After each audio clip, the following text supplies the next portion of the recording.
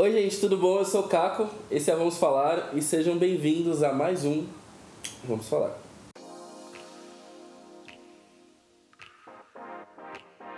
Bom, o tema dessa semana é um tema que eu venho pensando faz um pouquinho de tempo.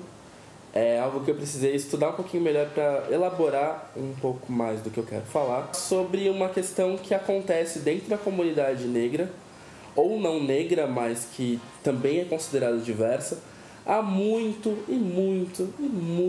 tempo. No caso que eu quero falar é sobre o Salvador Branco. É quando uma pessoa branca, ciente de que existe alguma coisa ruim rolando com alguma minoria específica, no caso minoria racial muitas vezes, ela se sente proprietária ali do discurso e se sente como parte de uma causa onde ela tivesse a obrigação de resolver.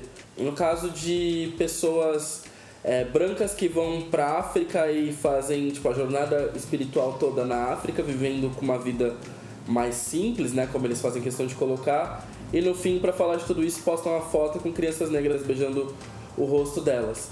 E isso, para mim, ele é o que seria um exemplo muito prático do que é o white savior. Essa postura muitas vezes ela é adotada sem que as pessoas percebam, e isso serve não só para situações extremas, como por exemplo uma viagem para a África, mas às vezes numa conversa de bar, ou num ambiente de trabalho, ou com amigos. Alguns amigos acabam tomando essa postura de que tem a necessidade de salvar, ou de defender, ou de tentar ajudar, só que é uma ajuda que muitas vezes cai por terra, porque você ignora um ponto simples que é o local de fala. Uma vez que você está discutindo com alguém sobre algum contexto, né, ou questionando algum comportamento social, se eu tenho vivência para falar do que eu estou falando, nenhuma voz vai ser capaz de traduzir melhor do que eu estou falando do que eu mesmo. Quando a gente entra nessas discussões, muitas pessoas querem se dizer mais entendidas ou mais participativas do que pessoas que realmente entendem do assunto. Eu entendo, né, que todo o apoio é válido às minorias. Eu acho que é importante sim que as vozes sejam ampliadas. Eu acho que sim é importante que a gente tenha mais vozes falando sobre o assunto. Mas que de preferência as vozes ampliadas sejam vozes negras e as vozes falando sobre o assunto também sejam negras ou não brancas. O que acontece? As pessoas acabam se vendo condicionadas a sempre ouvir uma pessoa branca falar sobre os problemas. E o problema disso é justamente esse. Quanto mais se ouve pessoas brancas falando sobre isso, a gente depende do despertar de consciência dessas pessoas. E ninguém está aqui para depender do despertar de consciência de ninguém. A gente está aqui justamente para dialogar disso de uma maneira, né, de um para um. Só que existem tantos empecilhos culturais, sociais, econômicos que sejam, que não permitem que a gente tenha uma conversa de um para um.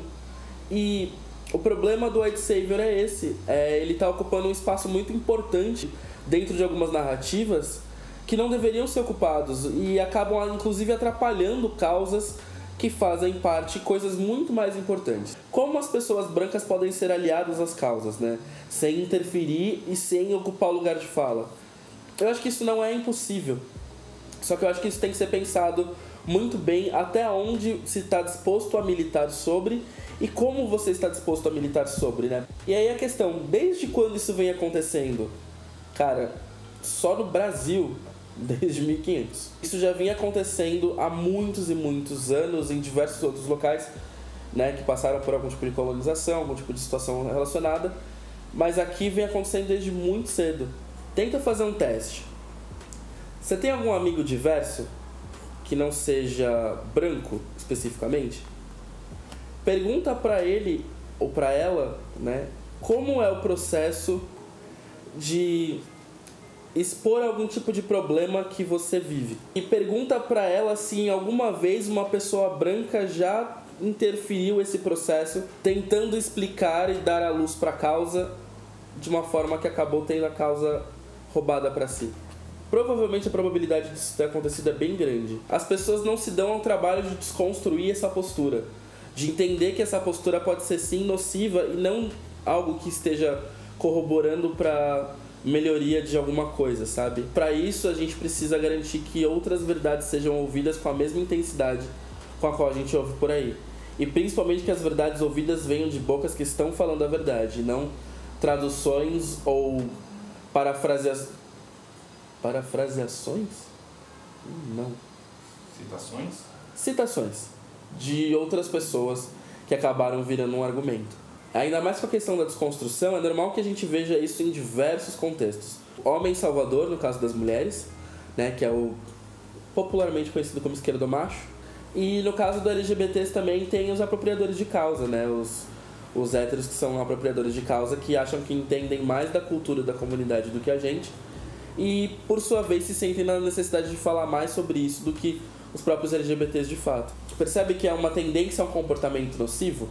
E que de alguma forma isso vai acontecendo na nossa sociedade sem que a gente perceba ou se questione sobre? Graças a uma bela pesquisa que eu fiz, eu achei 4 referências de filmes que abordam essa temática de uma maneira muito específica. Inclusive são filmes bem populares, conhecidos, premiados. O primeiro deles é o The Help. Eu não vou dar spoiler sobre a história do filme, porque eu acho que independente do filme ter acontecido há muito tempo, talvez uma leitura com base no que eu falei do próprio filme faça mais sentido a partir de agora. Mas é a narrativa, novamente, do branco que salva e que chega em algum lugar. Avatar, Pocahontas e Tarzan, esses 3 filmes eles passam por uma abordagem muito específica e semelhante da questão, né, do espaço invadido, desse espaço invadido, a explicação de coisas que nunca foram pedidas e a maneira como o espaço é tomado de uma forma que as pessoas que estão ali se sentem desapropriadas da questão, do local que estão, e como isso vai desenvolvendo, né, até chegar na questão do interesse romântico com a pessoa branca. E no Avatar ele literalmente entra na pele dos alienígenas lá. Exato. E é um deles. No Avatar ainda é a questão da apropriação cultural, né, porque ele vira um avatar. Então ele passa a fazer parte daquele meio como se fosse um deles. E ele representa, na verdade, tipo, ele é o homem branco, né? E assim, e como a relação toda com pessoas brancas também acontece no filme todo. É muito significativa nesse sentido.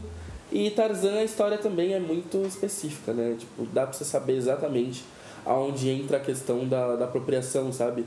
E eu acho que quando a gente assiste esses filmes olhando pra um viés mais específico do que eles querem dizer, ajuda a traduzir bastante coisa.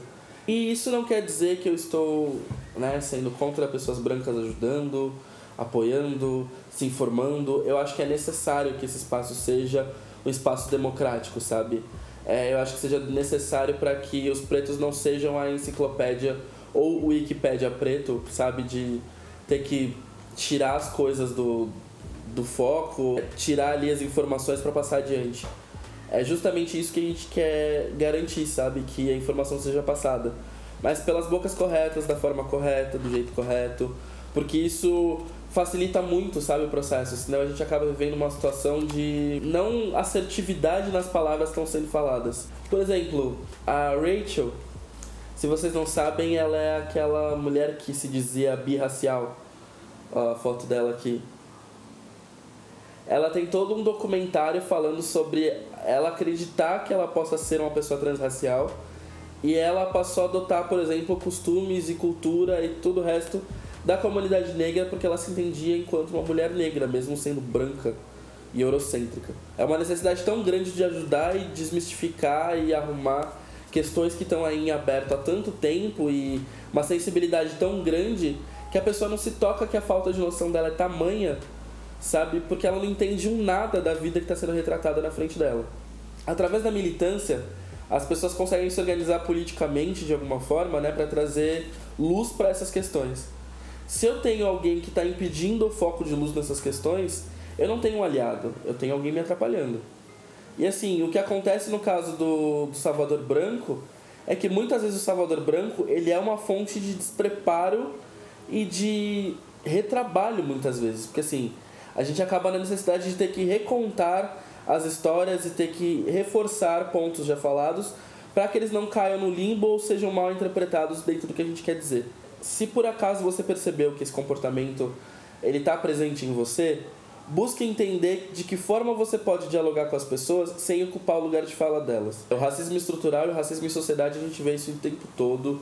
As questões que envolvem problemáticas, né, dialogando com etnia, a gente sabe que elas existem o tempo todo. Inclusive, adoraria muito fazer um vídeo com alguém para falar sobre isso, alguém asiático para falar isso. Inclusive, tem até um nome aguardem os próximos capítulos. Sobre o quanto isso é importante, sabe? A gente sair dessa narrativa onde o branco é o foco, onde a questão eurocêntrica é o foco.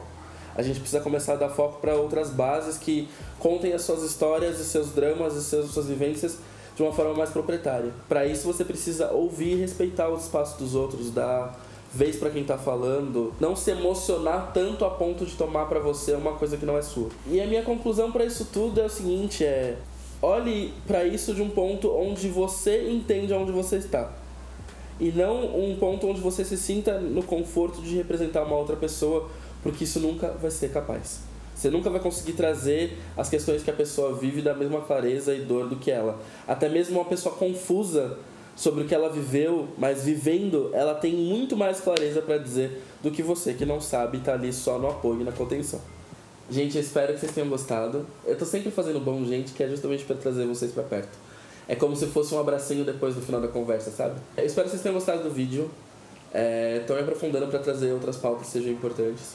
Quem quiser, me ajudar nessas pautas e quiser falar alguma coisa, algum comentário, ou até mesmo dica do que falar, por favor, meus comentários estão aí abertos. Nas redes sociais, quem me tem também sabe. Quem não me tem, tem como verificar tudo aqui embaixo na descrição. Minhas playlists do Spotify que também são ótimas, quem quiser seguir, por favor. E é isso, gente, eu vou ficando por aqui e até semana que vem. Tchau!